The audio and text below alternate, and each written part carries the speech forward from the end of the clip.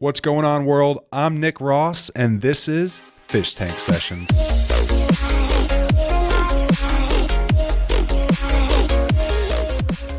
Fish Tank Sessions. What's up, Darius? You're here. You're freaking sitting in the fish tank with me. Good morning. Good afternoon. Oh, is it? It's 3:30, Well, I woke up like 2 hours ago, so it's cool. so it's still kind of morning for you. Yeah. Jet lag from Italy from 5 years ago. Yeah. It still kind of lingers, right? It stays Oh, in yeah, the air. yeah. Every time. That doesn't sound like a lot of fun. We got Darius Mash in the house. If you guys don't know, that's also MashBit. DJ, producer. I thought it'd be a good idea to kind of bring him into the fish tank today just so we can kind of poke apart his brain, kind of see what he's all about. So, Darius, why don't you go ahead and take the mic and share something? Let's see. If there's one thing that I want everybody to know is that if you put pineapples on pizza, I don't like you. That's my beginning statement. That's negotiable. It really depends on how you treat the pineapple pizza. Like if you throw it in the trash in front of me, I'll probably like you after that. But if you offer me a pineapple pizza, which I know people did on my shows and tried to like hide it and make sure I don't see it, I was like, no, dude, I'm born and raised in Italy. We can smell that from miles away. We are not that gullible. Ever try to put like the pineapple on the pizza and they put like the pepperoni on top, almost like it's umbrella to try to hide the pineapple? They tried. I think this was one of my friend's house just playing around a couple months ago. He put the pineapples on the dough first. Then he put everything else, like So the the marinara. sauce. Yeah. Then he put the cheese, and I was like, That's next level secrecy right there. they tried, but I was like, man, something looks odd. And I could smell the citrus in the air. So I was like, okay, someone was about to get fucking shot right now. So Right. let me see what's going on. I open and I see there's a pineapple, and I hear everybody saying, he got it. He guessed it. I was like, don't fuck with me. I know it. I saw it. I saw it coming. What is the big problem with pineapple on pizza? Okay, so the idea behind the pineapple pizza hate that I have right now is one, because I'm born and raised in Italy and we don't do that dumb shit out there. And I just grew up with the fact that, hey, it's wrong, kind of. Like, it kind of became a funny thing. It's not even that super serious, but I take it to the next level and just like cussing people out just for fun. We don't do that in Italy. And when I moved here for the first time, I had a friend that told me, hey, we should go try this pizza. You know, I was fresh off the boat, super new. And he gets this pizza with ham and pineapple. I was like, what's that? Is that potatoes? I was like, no, it's pineapples. Try it. So I was like, okay. I mean, I'm curious. I just gave it a bite. And I was like, man, this does not feel right. It's too much of an explosion in my mouth right now that it's not a good one. You got the sauce, you got the juice of the pineapple, just a whole it's bunch of combinations. It just did not work out in my head at all. Like, I literally took a bite and I could taste the pizza at first, and then this pineapple taste came out of nowhere. I was like, man, you just washed my whole mouth from the pizza. Like, I cannot taste the pizza anymore because it's pretty acidic and citrus. Is it citrusy? I would say so, yeah. Yeah, it's more acidic, I would say. Absolutely. So that one hit, and I was like, wow, no, we're not doing that ever again. So it grew from that. And then when I realized that more and more people actually are a fan of a pineapple on pizza, I took advantage of that. I was like, okay, you know what? We're about to start World War III. I'm all about it. We're ready. We are ready. We're going to do it. And it's all jokes at the end of the day. But So if somebody were to go to Italy, could they buy a pizza with pineapple on it? And would they be judged if they did so? if you go to Italy and order a pineapple on pizza, you got to run right after. You got to run right up. Like, not even, jokes aside, we do not like that. And more people being aware of the fact, because a lot of people don't know that we do that they do it here. I didn't even know like it was that big of a deal, even if you were in Italy. I thought pineapple on pizza was kind of weird in the beginning, and then it became kind of a norm. But it's not, you're saying. No, we don't have that. The only fruit we put in a pizza is tomatoes, which I guess it's a fruit. More like vegetables. I don't know if a zucchini is a fruit. Is that a vegetable? No, that's definitely a vegetable. That's a vegetable. A tomato, I think, is classified as a fruit, though. Yeah, so that's you're what- right. that- But a that's what I zucchini is definitely not a fruit. Well, it had seeds in it, so I don't know, really. I don't know, because someone told me if something has seeds in it, that's a fruit, but a banana doesn't have seeds. It does actually. Oh, it does? It's got like little. You can't really, like, they're not crunchy, but if you slice a banana, you can see like little tiny seeds like in the center. Oh, you are right. Yes. Unless I just made that up, but I'm almost No, positive you're there's like actually little right. seeds in the core of that banana. What if someone you put bananas on pizza? Oh, we're fighting. We having a problem. I have a couple people in my Facebook group called Pizza Squad. They post pictures of memes and pizza and stuff like that. I had someone put a pizza with bananas on it, and the caption was like, "Forget pineapple and pizza and the one without it. Just let's get together and fight this people right here. So I was like, man, look, I'm about it, because pineapple is already a bad thing. If you put a banana, like, I love bananas without the pizza, but if you put them in there, I was like, you're just messing everything up. So we are gonna fight. Yeah, I think I would probably be in that same boxing room with you if I saw bananas on a pizza.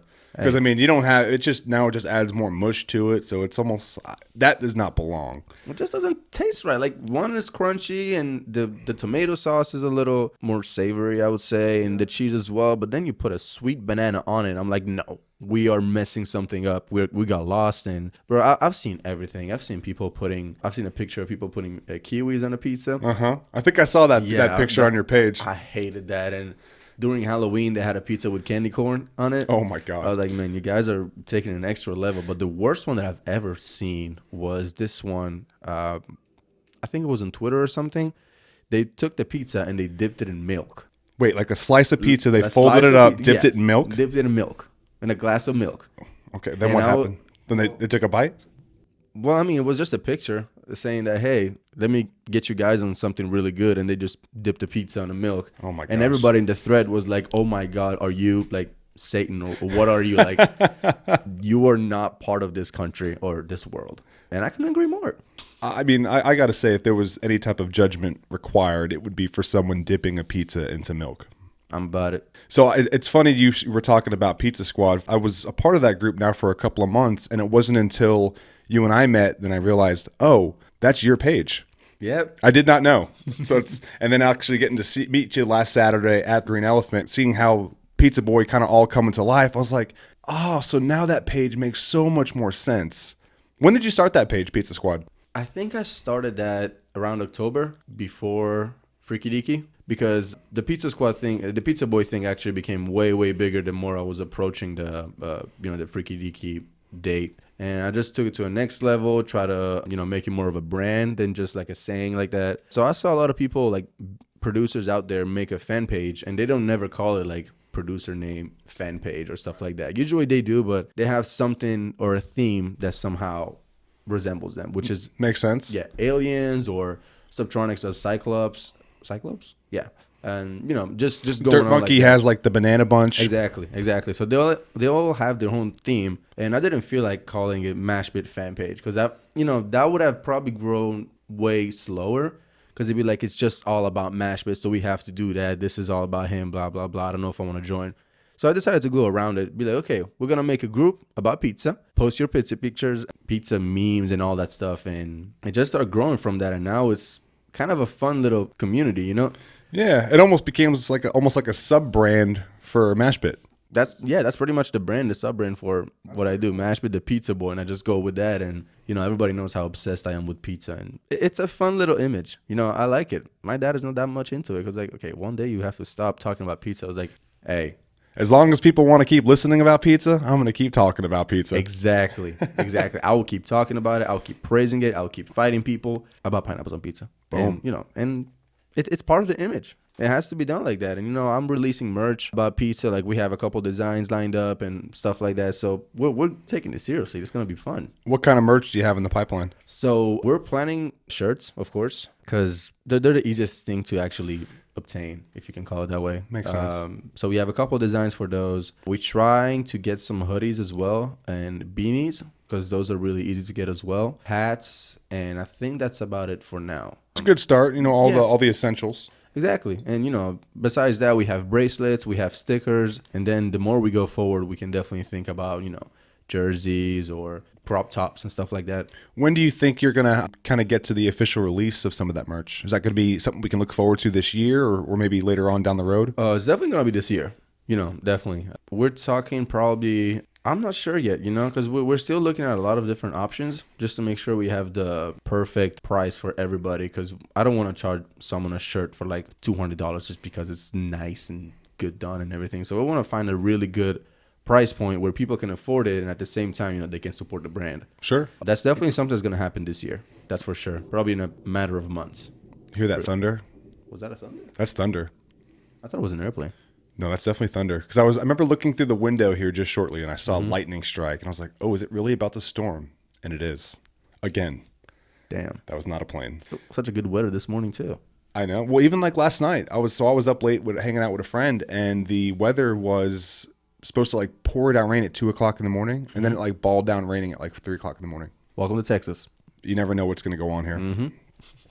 So tell us a little bit about kind of your DJ and producing side, because I see you kind of heavily involved with that scene. You're going to shows, you're performing at shows. Kind of tell us a little bit about your back history with kind of maybe some events that you've played for in the past, or maybe something you have upcoming too in the near future. You know, I started producing back in 2011, 2012.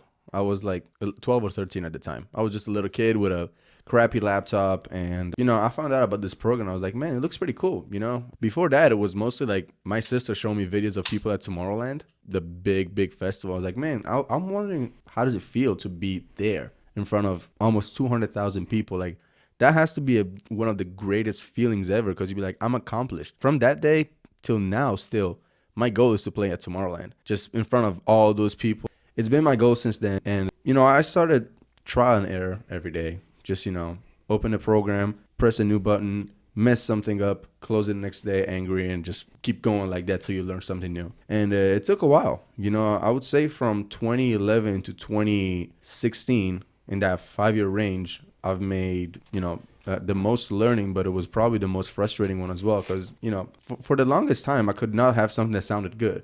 And I was aware of it, you know, like, I take a project, and maybe while I'm making it, be like, hey, I like it. It sounds good. Then I put it next to another one, be like, yeah, it's not there yet. So always angry. But then at some point, like around 2016, I started making stuff that actually made more sense.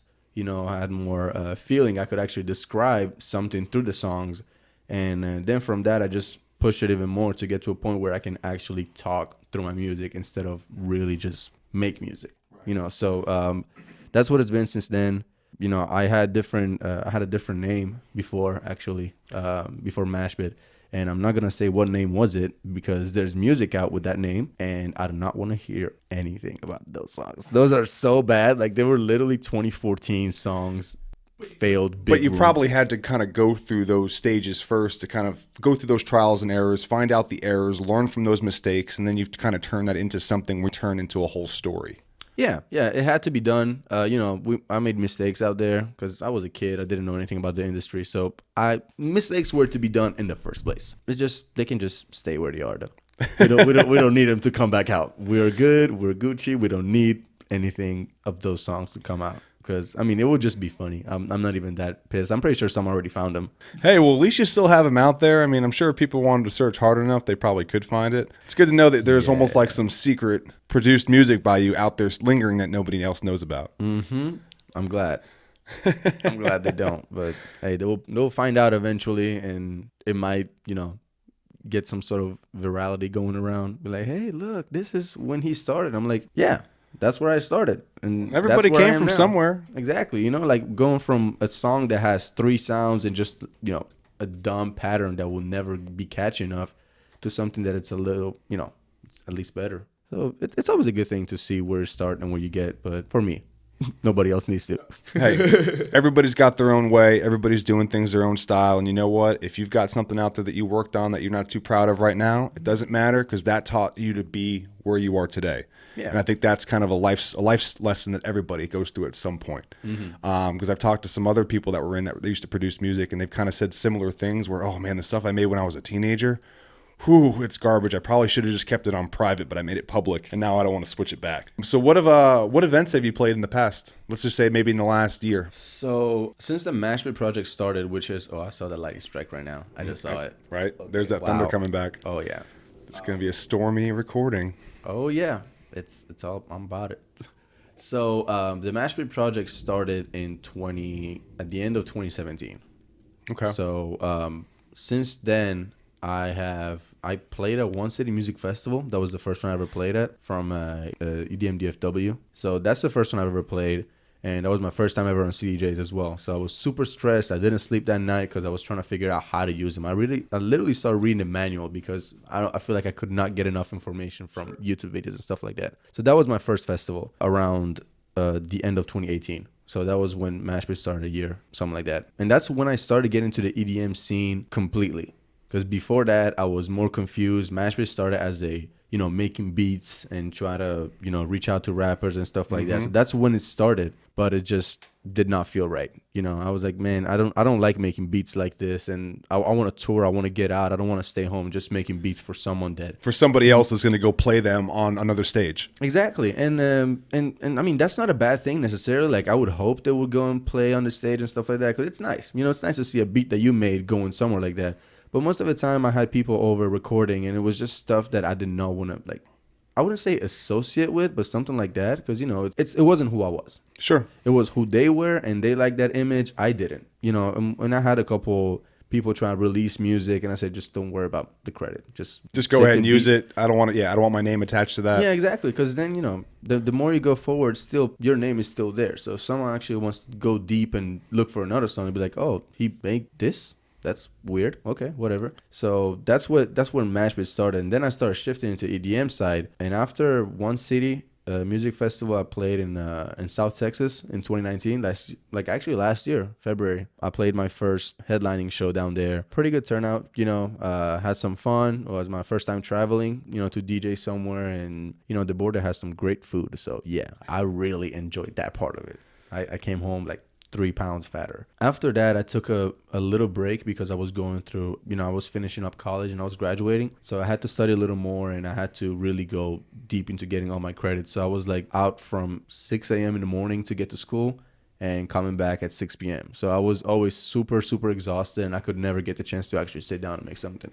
So those 3 months were really slow. Then after I graduated, I started going out more and hanging out more in those zones. And one of the ones definitely Open X from Hand Promotion. That's when actually I would say start picking up, because before that people did not know what I did, what music I did. Because you were still kind of like in that transitional phase from that one point when you were talking about when you were selling beats, and then when you first kind of got into that EDM world, you're like, no, I'm not going to sell my beats or make my beats for somebody else. I'm going to do it for me, and I'm going to play my own music on stage.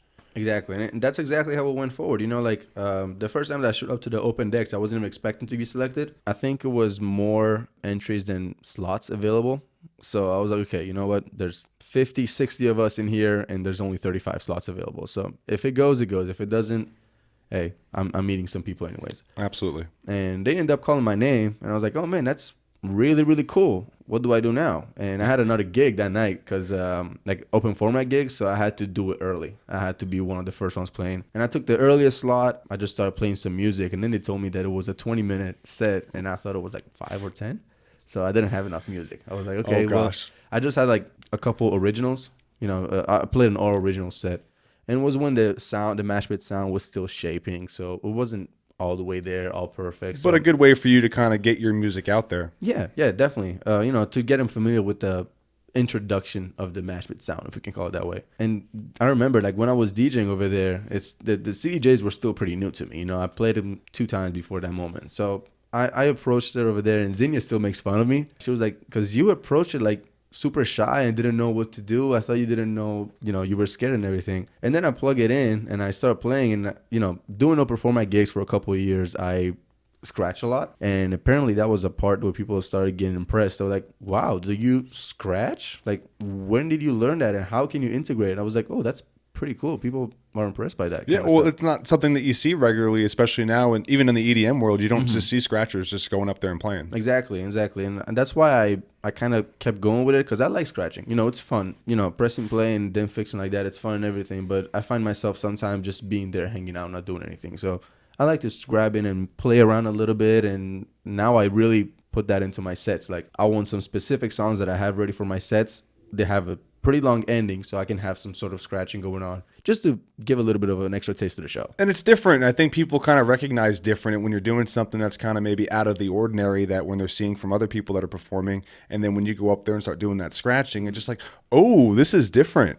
Yeah, and that's what I like. I mean, I'm not the only one that does scratching in their sets. Zeke Beats does it, Shiba-san does it as well. So I've seen scratching before, but it's still not the majority of the people that does it. So, which is why I kind of took that way. I was like, it's kind of describes me. I like doing that, so might as well just keep it going and keep it like a regular routine. It ends up being really fun. So hey, going back to the question. Well, something else that you do that I think is really cool, because when I got to watch you play on Saturday, you're not just kind of up there playing, messing with the controls. You're really, you're on the mic, you're pumping up the crowd, you're making it fun, and that's what I enjoyed so much about watching you play. It wasn't just your music, it was also your persona that came with the music, where it's like, man, this guy's pumping everybody up, he's making sure everybody has a good time, and it was just overall a fun set to watch. Thank you. It means a lot. Thank you so much. And it wasn't always like that. When I started DJing, I was a shy guy.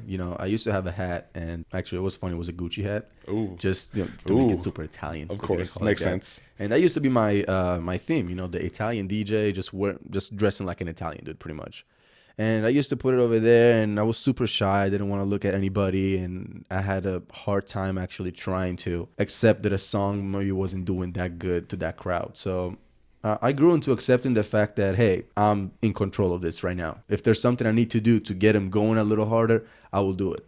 So that's why I started picking up the microphone a little more. It started from how you guys doing tonight to everybody put your hands up, or if you like pineapples and pizza, get out of here. It kind of became a personality, because I'm not a shy person. As much as I wanted to show myself like a pretty private, professional, quote unquote person, that's not who I was. I had to bring some personality in and let people know that, hey, it's fun out here. So I don't want to be the super quiet DJ that doesn't do anything. Not like doesn't do anything, but like, who's not really interacting with the crowd. Exactly. And that just wasn't my persona. I decided to like take over to that. I kind of get upset when there's no microphone, actually. It's not that it's the most important part of my thing, but it feels good when you say, hey, everybody jump, or if you're having a good time, put your hands together or something. Because it's some sort of, question to get some feedback from. And if you don't have the microphone, it's all the music, which is still good, because if you have a good set, it's still going to work regardless. But it's a little more difficult to actually bring your personality out just through the music if you're like an outgoing person who don't have a microphone to speak to. I can relate with that. It's got to also be contagious, because, when you do start saying, put your hands up or start clapping, then you start seeing 5 or 6 people do it. The next thing you know, more people start joining in. Oh, yeah. And it's almost one of those things where once you say it, a few people start doing it, then it almost just kind of goes through the entire crowd. And then it's got to be pretty cool on your side when you're getting ready to play that drop or that next part of your transition. And then you see everyone's hands up, and it's like, wow, everyone's actually getting down, and they're all with me. Yeah, because it builds tension. It builds tension around the room, and it kind of grabs everybody's attention. Because if you think about it, if you start playing at the beginning when people are starting to walk in and just grabbing a drink, if you're an opener and you're supposed to do that, that's perfectly fine. You're doing the job great. But if around the prime time that you're playing, people are not reacting as much, know that you need to step your game up somehow. And usually I use the microphone to do that. I used to have the really bad adrenaline going. I was like, oh my God, what if because I didn't like hearing my voice. I was like, man, I hate it. I don't want to hear it. Then out of nowhere, this one gig that I had, boom. I completely forgot about it. I just started screaming, and people were like, oh my God, this is awesome. What the hell? So I was like, man, this is awesome. What the hell is going on? Like, everybody's actually interacting with me. And that's when I realized that, hey, I would be missing out if I didn't use the microphone. People wouldn't know my personality as much. They would have to, follow me or talk to me directly. Now, just by using the microphone, people know that I'm not a super shy person, that you can talk to me and we will make pineapple pizza jokes. It's all that. And didn't somebody bring you a pizza on stage too on Saturday? They did. It was Michael from Ham Promotion, and it was one of my buddy's little sister, Grouch. So they brought me a pizza. It was a pretty good pizza, It wasn't bad. Didn't have pineapples on it, so I checked. I made sure. Hey, look, it's some pineapples. Okay, no pineapples. We're in the clear. Yeah, exactly. And it's something that I really want to keep doing. Bring the pizza on stage, because still, as much as I wear something that has a pizza on, or I have visuals of pizza, it's kind of fun if I take a pizza and I just put it in my mouth and just start DJing like that. It's all part of the show. It's part of the and it just works with it. Now, it'd be different if you're up there eating a bowl of cereal, because it has nothing to do with your brand. But just bringing that pizza out, it just goes. That's who you are. That's what it is. Exactly. And I'm trying to escalate that to a point where I can literally start taking a pizza slice and throw it at people. The way Steve Aoki grabs the cake. But I have some encounters where it was not too appropriate to do that. Whatever the location had to clean it, or they were worried the pizza was too hot and hurt someone. So I try my best to be like, hey, the pizza's gonna be cold. It's not gonna be too messy if people grab it. And I know people are going to, it's pizza, it's delicious, everybody's hungry, so of course, might as well just take it. But that's definitely a future plan going on. We're bringing pizza on stage and we're throwing it at people. That's definitely one of the biggest show goals that I want to actually get to go this year, because Steve Aoki does it, and people sometimes it became a full theme that, hey, I'm your target, cake me at your shows kind of Right. stuff. So roughly the same thing with pizza, except that, I'll throw one slice at a time so they can actually enjoy it. Right. Well, even if it's cold, I think that kind of takes away all those other algorithms, because no Yeah. different to like watching champagne poppers just bust those bottles of champagne on Exactly. stage. I mean, hey, that could get in someone's eye. It can burn. I mean, there's algorithms with just about anything that you're going to throw off stage. So I think if it's cold, you really don't have any risk. What's going to happen? You're Yeah, I'm going to hit someone literally in just the like face. going I mean, around it. Just the problem is the cleanup afterwards. I was like, don't even worry about the cleanup. People are gonna grab it in the air and just like bite on it. I promise you're not gonna see anything. It's still in the works, but we'll get there. that should be pretty interesting. I'm looking forward to seeing that. And I'm excited about that too. I got a question for you. Since you're Italian, you're a DJ. What are your thoughts about Pauly D? DJ Pauly D. I personally never really got too deep into hearing what he does and stuff like that. Like, it's definitely a good image that he built for himself, starting from the Jersey Shore. Oh, and then yeah. He used that platform to like actually take over to DJing, so I really respect that part. If you ask me musically or how he DJs, I wouldn't know because I never heard him. And to be honest, I don't even think I've listened to him play either. I know he's come through to Dallas several times and played at Stereo Live. Stereo Live, and he's also come to this other place over in the Colony. I can't think of what it's called. Lava Cantina? Lava Cantina, correct. He's been there a few times, and I've been always wanting to watch him play. But, since he's Italian, he's a DJ, you think he eats pineapple pizza? Well, he got to choose. He is either Italian or he eats pineapple pizza. You cannot You can't be both. Doesn't work. You cannot be both. I think he's like a New Jersey Italian, right? Yes. Well, I think he also says, I think it's his grandparents that are actually from Italy. Oh, yeah. Well, that's like everybody here. Everybody likes to say, hey, I'm Italian too. And then I'd be like, all right, speak Italian with me. I'd be like, oh, no, I can't. Because, my grandparents are from Italy. I was born and raised here. So I was like, so why you lied to me? Not authentic. Not authentic. This is just, no. So you're just half Italian. We're like, yeah, I guess you can say that. Do you like pineapples on pizza? Yeah, I do. No, you're not Italian at all. You're like 0% Italian. Automatically cancels out. Doesn't Exactly. work. Don't talk to me. No, I'm just kidding. So you also played at Freaky Deaky this past year in 2019, right? Mm-hmm. What was that like? That was incredible. The reason I won the Freaky Deaky contest, the Freaky Deaky slot, was through the Freaky Deaky DJ contest.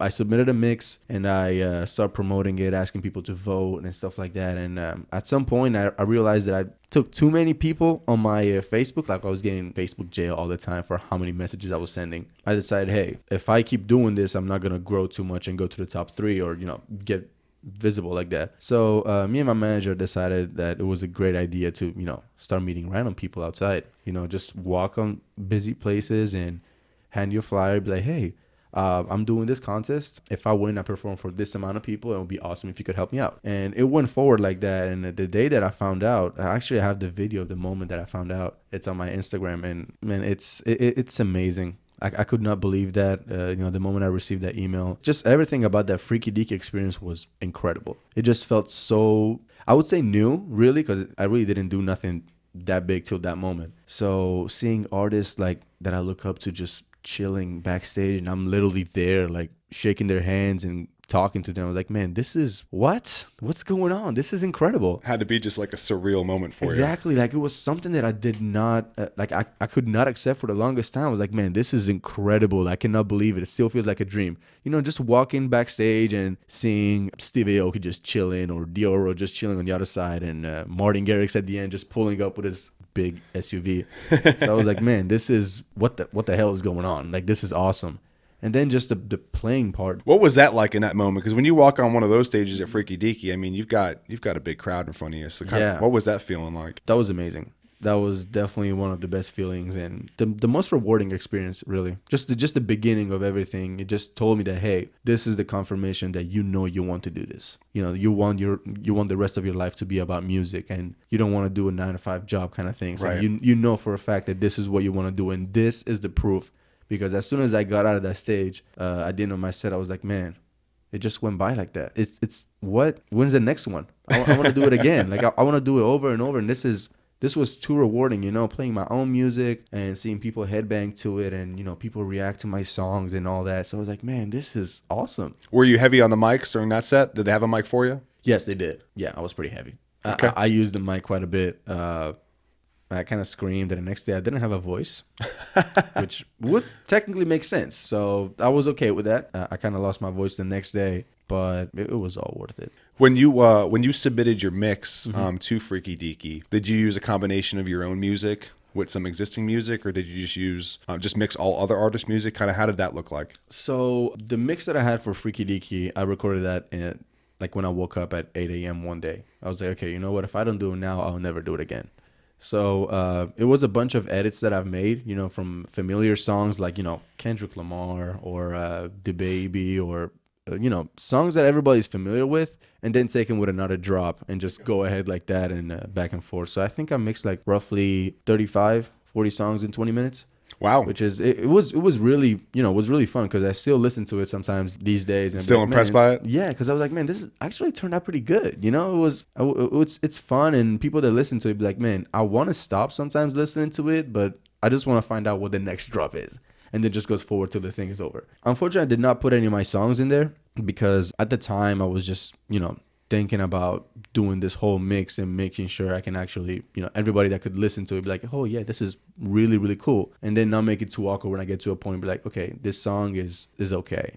And watch that be my song. So I decided to just leave that super clean for 20 minutes and then, you know, work harder to actually have really good songs ready for the actual set. Because that would have been way better. And at the time, you know, at the Freaky Deaky time, I didn't have any song released. I released my first song actually a week before Freaky Deaky, in case someone wanted to like look me up. Be like, Right. Hey, Then they at least had content, so that once they checked you out, it's like, oh, who's this MashBit guy? I got to check him out. Exactly, and that's the reason why I released that one song. And you know, it's a pretty nice song. It's not too bad. I sampled my GPS in the car.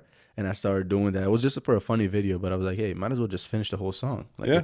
It's fun. Let's do it. So that was my first release. And then after Freaky Deaky, I was like, okay, I got to get to a release routine right now. I need to have some songs out because as much as, you know, there's contests here and there, whatever you want to call it, you're doing music. And you have to do some music to get that out. Is it sun? Oh, no. Sun's coming out. Oh, yeah, that's Texas. I don't know what's happening out there. I think I saw that you released a new track recently. I have, yeah. How many songs do you have released to date right now? 1, 2, 3, 4. There are 4 EDM songs that I have released so far. Do you have a favorite out of those 4? Probably the last one. What's the last one called if people want to listen to it? It's called Sleepwalking. I released that January 20th, I think. I think I love that song the most because I made that at 4 a.m. You know, I couldn't sleep the whole night. I woke up. I said, okay, there's no better time for me right now just to go and do something, you know. So I went to the other room where all my equipment is. I turned it on, put my headphones on, and I started coming up with the melody. And I was like, man, this sounds pretty dope.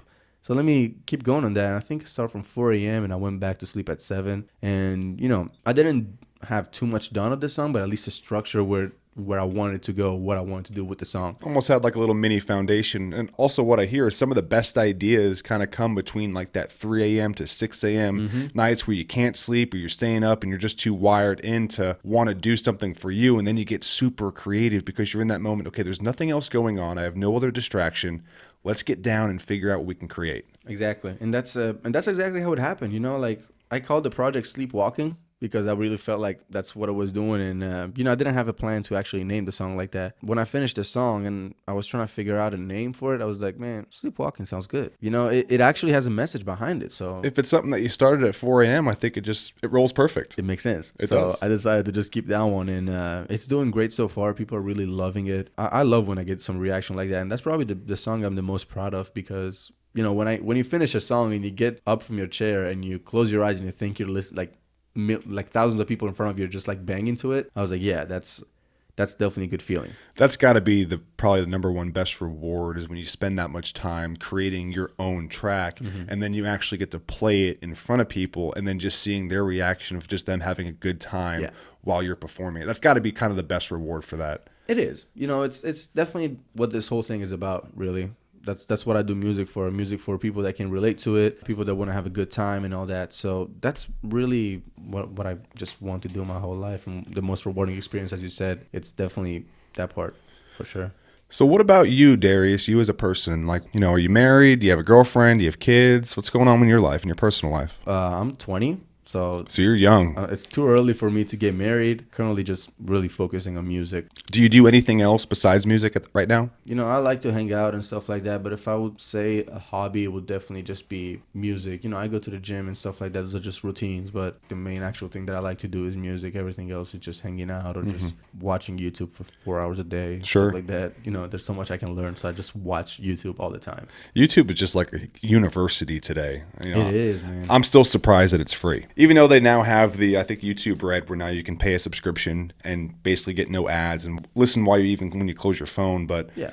still, all the information and knowledge that's on YouTube is just, you can't put a value on that. I know I use YouTube just about for anything. Even if I can't find the answer to something, or if I'm searching for the answer, before I even go to Google, I'll just see, okay, what YouTube videos are out for this? Oh yeah, that's where I learned producing from. You know, small videos, people just doing this and doing that, and small tips and tricks that I learned from that, and that shaped what I'm doing today. You know, like it's definitely the best place to learn something. YouTube. That I believe that.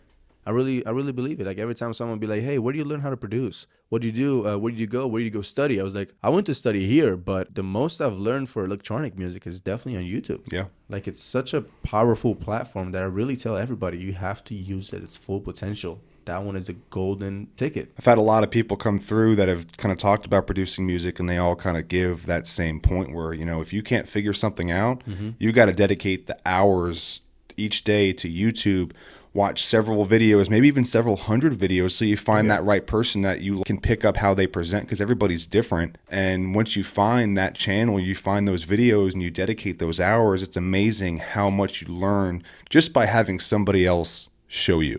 No, I completely agree with that. It would have took way longer if I just decided to keep going with the trial and error technique. You know, so many little stuff that I would have not learned that would have made everything easier, faster, more effective.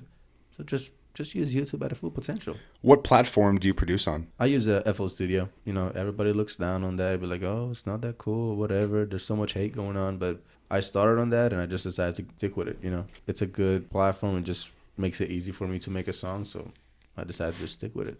I've talked to other DJs that want to get on the producing side, and they're just kind of lost.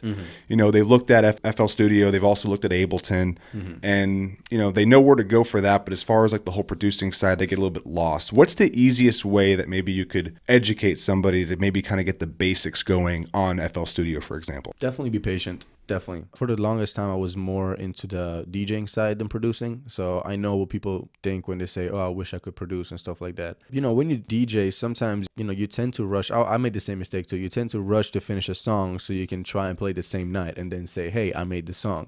And, you know, it makes sense because you've been playing other people's music for the longest time. And then at some point you want to see what it feels like. In that case, I really recommend as much patience as possible. Like if you have a good song, you really can't make a perfect song before you've been producing for at least 1 year. At least, you know, like it just doesn't work like that because there's so much detail that you have to go into. If you have a good year, you might be able to go around it. But usually it's way more sophisticated than just putting a loop and then putting this and then putting that and making everything sound perfect. Like even if you spend so many hours, because, you know, before you get good at something, you have to spend 10,000 hours. I'm sure you heard that too. I believe that it takes a lot of patience, no rushing, and try to learn as much as possible and use the platforms around you. You know, they're all useful, and it's stuff. If you're really into it the way you say you want to be, like you really want to play festivals and have music out like that, you will find the time, you will find the patience, and you'll definitely find the effort that you actually want to put in to get that going. So that's definitely what I recommend.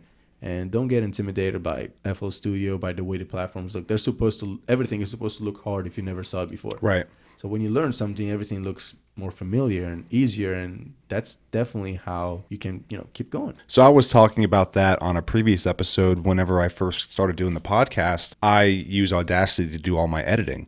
And I remember when I first downloaded Audacity, I was just like, okay, I got the software. There's no tutorial. I don't know what buttons to click, what does what. And I started freaking out. I'm like, oh man, this is going to be tough. And then like we were talking about YouTube before, that's kind of where I figured it all out. And it just takes time, like you said, patience, because you're not going to learn everything in a day. You're not going to learn it overnight. Sometimes you're not even going to learn it in a week. It takes time, and you need to play around with it. And you got to dedicate those hours to actually working on it, seeing what these buttons do, watch a couple tutorials, and then just get yourself more comfortable with it. And the more and more you keep using it, then the better it'll flow, and the more that you'll learn, and the more that you can do.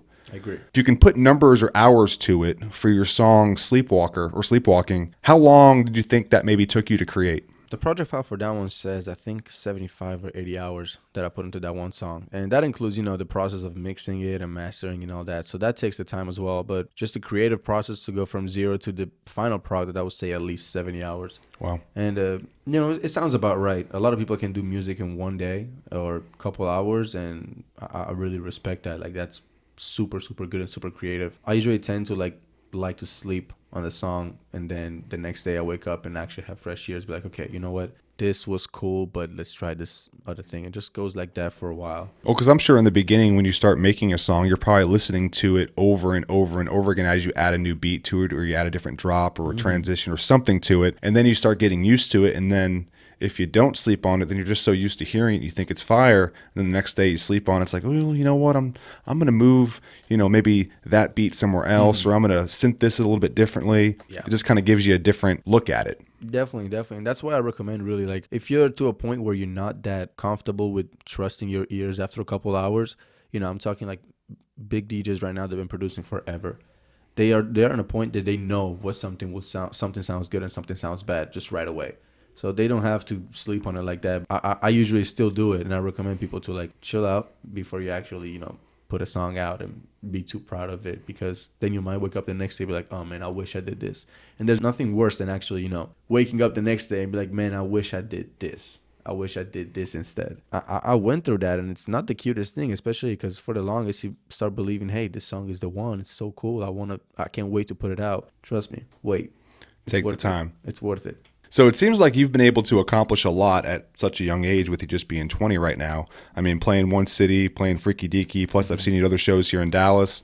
Yeah. What do you have kind of lined up in the future? We have a couple good bookings ready for this year. A lot of them cannot be announced yet. We'll keep the secret then. We'll keep the secret. I cannot say anything right now. To be announced online. TBA. Eventually. Yeah, one day. But no, we have a really good set of bookings ready. We're really working on getting one out of state, because that's my 2020 goal, really. The out of state gig and Meet Millennium. That's 2 goals that I have already. We're definitely working really hard on that part, but everything else is getting lined up pretty easily, because people talk. If you do a one show, people rumor spreads quick. Exactly, and that's the best way to actually market something. Word of mouth. It's always been and always will be. A lot of the gigs are just coming out like that, and I cannot wait to announce them all.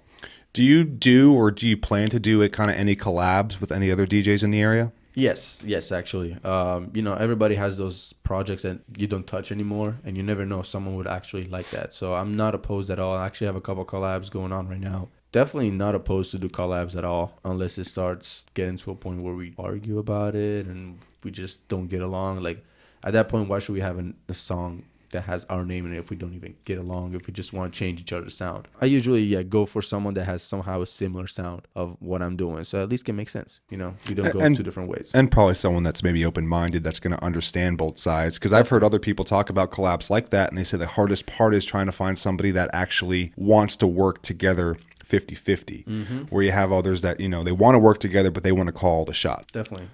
It's been situations like that, where someone, whatever, they wanted to do all the work, or they wanted me to do all the work. It's just like, when you do a collaboration, you have to split in the middle. Everybody has to put enough effort in. Just make sure both needs are met. If someone just wants to collaborate with someone because they have the bigger name or whatever, that makes a lot of sense. It's understandable. But usually a collaboration, if you're 2 small artists that you want to collaborate together, it's really good that you can somehow distinguish who did what in that part of the song. Right. So that's a good feeling about collaboration. And when you hear a song that one artist really good, and you hear that part, you're like, oh yeah, that's his part. You can tell that he made that part, and the other artist. You can tell when that flavor kind of hits in that what kind of music that person plays, and it almost kind of dictates where part of that creation came from. Oh yeah, definitely. That's cool. What about, I got this question for you, because, I always hear, once you produce a song, then you have to essentially kind of master it. What is that process with, once you make a song, then you have to go ahead and get it fully, what's that like? When you make a song, there's a process where it's called mixing, where you make sure everything is balanced and everything sounds, nothing sounds out of place, nothing sounds too loud, nothing sounds too soft. So that's the mixing part. The mastering part is making sure you can make it as loud as you can before it starts distorting. I mean, nowadays distorting is becoming an artistic choice as well. So if you hear some dubstep song that have some distortion going on, that's understandable too. A lot of people decide to promote that. But mastering is usually the part where you make the song the loudest. And usually I tend not to master my own songs because I have a really biased ear, if you can call it like that. I made the whole song myself. I listened to it 600 times, then I mixed it, whatever. At least the mastering part, let someone else that has a more ear, so they can actually listen to it from a different perspective. Be like, okay, this needs more bass, this needs more this and that, and just take the small waveform and just make it as big as you can. right before it gets to that distortion. Almost kind of like normalizing a track, because I know just even on some of the recordings, I'll see some points that are a lot lower, and then when I listen it through, it's almost like there's parts of the song where the sound is a lot more elevated, then it drops back down. So I guess mastering is making sure it's all somewhat equalized. Yeah, mastering is more like somehow preserve the dynamics, but make sure that nothing is too loud and nothing just get, like, you don't want the drop to be too loud and the breakdown to be too quiet. You want to somehow have some sort of correlation and stuff like that. So that's usually what mastering is, what I like having someone else do it. Yeah. Like Sleepwalking got mastered by someone else, by Toto, actually. He did an awesome job. Well, that's also got to be kind of an art form, too. You want to make sure you get it just right, because, I mean, you could probably make a lot of mistakes if you're trying to master your own. Oh, yeah. And then you make one mistake, and then you almost have to go back to the drawing board. Yeah, I've made mastering mistakes. You know, you can ruin a whole song if you master it really bad. You know, you can have a sound that starts being hidden when you know in the mix it sounded really bright and really good, but you just mess up the frequencies and the wrong parameters and wrong stuff that just can mess up your whole vibe. Yeah. That's all. No one wants to have a messed up vibe. No, vibe check. So Darius, I mean, I really appreciate you coming out today. If people wanted to find you online, where can they find you? You can find me on Facebook, Twitter, Instagram, TikTok, actually, believe it or not. I've seen some of your TikTok videos, man. They're pretty hilarious too. I'm trying to, catch the wave. I'm all across social media. I like to be active as much as I can. Just look up MashBit Music, or usually just, if you look up MashBit, you automatically find it, MashBit, the Pizza Boy. You can find me in any social media, including Spotify, SoundCloud, any listening platform as well. You can probably Google me and find something. I'm sure if you're on all those channels, in a simple Google search will pull up everything that we need to find. That'll be exciting. Right? I know, that feels awesome. But you guys heard it. Darius MashBit, Pizza Boy, in the house, just dropped a whole lot of good knowledge on you. Check him out if you don't know who he is. Even if you already do, give him some more plays. Check out what he's got going on. He's got some merch coming out soon. And you know what? Check out his SoundCloud, give him a few plays, and go check out that new Sleepwalker song. Don't put pineapples on your pizza. If you do, I don't like you already. Peace.